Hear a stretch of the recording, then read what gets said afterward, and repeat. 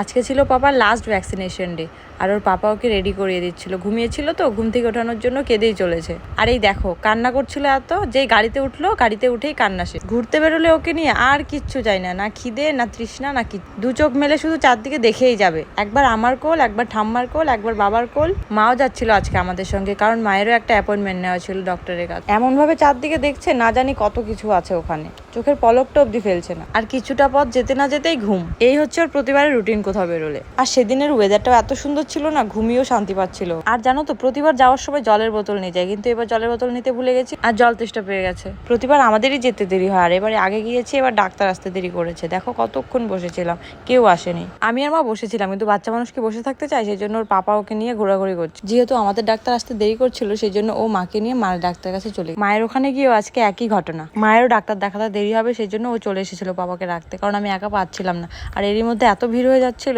আরো এতটা দুষ্টুমি শুরু করে দিয়েছিল যে কোনো ক্লিপই নিতে পারিনি। তারপর ওকে ভ্যাকসিন দিয়ে মাকে নিয়ে চলে আসলাম। মার ওখানে গিয়ে অনেকটা দেরি হয়ে গেছিল। আজকের ব্লগ এখানে শেষ, দেখা হচ্ছে পরের ভিডিওতে। Till then tata, bye by.